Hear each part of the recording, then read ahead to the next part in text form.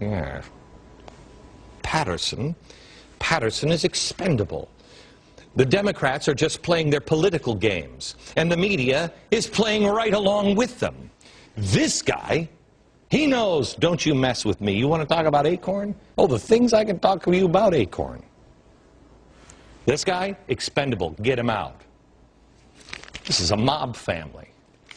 Our third politician in the season of light and the season of darkness is Senator Jim Bunning, this guy. Bunning recently took a stand in the midst of a disastrous budget deficit combined with continued reckless spending. Bunning finally said, enough of the filibustering.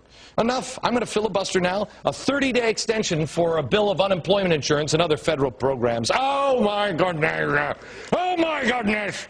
Charlie Rangel is an angel. Why do you hate the poor people so much? He said all he wanted to do was have the Democrats follow their own recent pay-as-you-go rule. Remember that? A couple of weeks ago they said, hey, let's just pay as you go. Right. Yeah.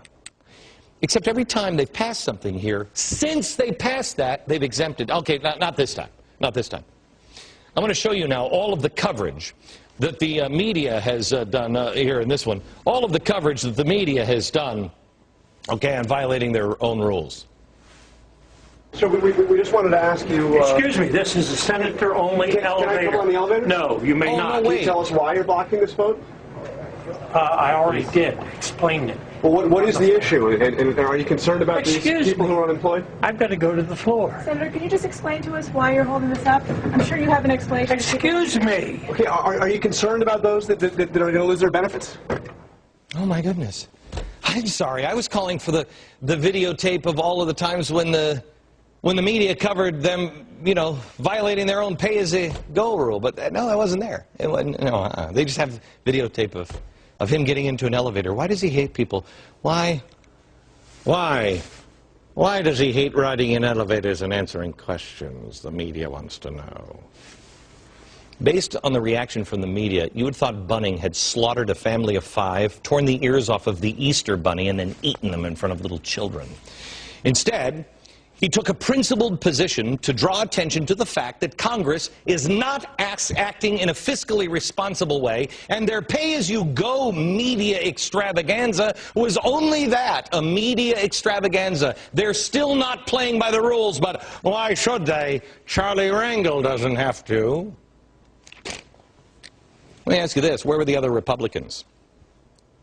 You know, I got a ton of grief after my speech at CPAC for challenging the Republican Party. Where are you, Republicans?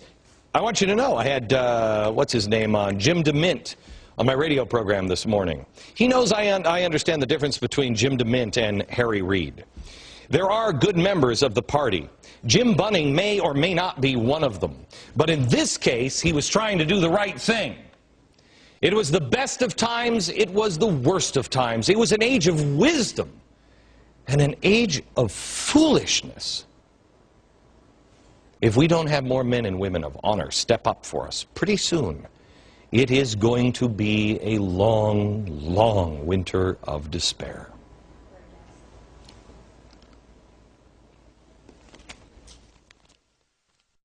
"59% of Americans don't trust our nation's government." Surprised?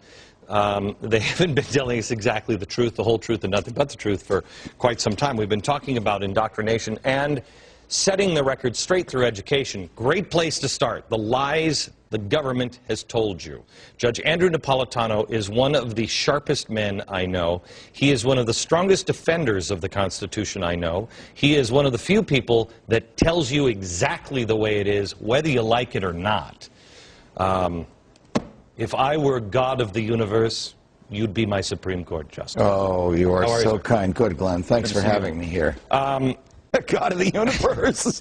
Yeah, I'm not shooting for president. God of the universe. Obey me. Okay, we were talking a little while ago about the way they are, the subtle things that you can leave out in history. Right. That totally change everything. Just about everything that we have going on, for instance, education is a right. Is based on a misunderstanding of the Constitution or Absolutely. an outright lie. When your producers asked me today, well, what's the common thread in these lies. It's a lack of fidelity to the Constitution, but a pretense that they are following the Constitution. It's a lack of fidelity to basic American values. Are all men created equal, or are they not? Does the Constitution apply in good times or in bad? Does it not? Are we entitled to privacy and protection from the government as well as from the bad people, or are we not? And when they put their hand on the Bible and take an oath to uphold the Constitution, from public school janitor to president, do they really mean it? They seem to violate it as soon as the hand goes down. Well, for instance, all men are created equal. Yes, all men are created equal, but they don't stay equal. And that's what we're trying to do. Basic equality and social justice, that's equalizing the game. You were born equal, but you don't end up equal. They want us to end up equal. They want to pull down the rich to uplift the poor. They want to guarantee that we're equal at the finish line. They want to remove the meritocracy aspect from American values. They will say that health care is a right. Well, that's the confusion. Is it a right or a good? It's a good, like shoes or a necktie or a gym membership. Yes, but all humans have a right to health. We have a right to what comes from our humanity, which is the pursuit of truth, which is freedom of speech, freedom of thought, freedom to worship or not worship, the right to be left alone. A good and a right are the opposite.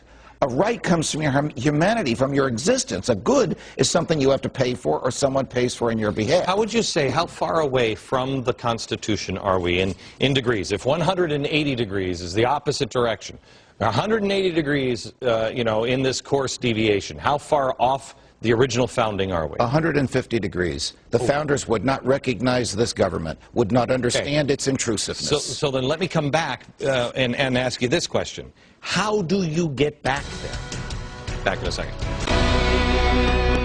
Back with me now with Judge Andrew Napolitano. He is the author of a brand new book. It's in bookstores today, Lies the Government Told You.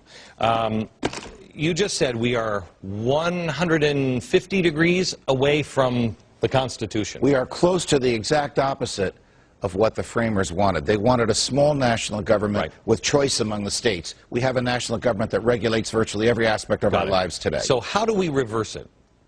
We shrink the government back into the confines of the Constitution. We abolish the income tax, remove the lifeblood of the federal government's excess, which is cash, remove its ability to tap our pockets whenever it wants, however it wants. At some point, taxation is theft, and the government must understand that. But you can say that, and I think we're on the same page. You get it because of this book.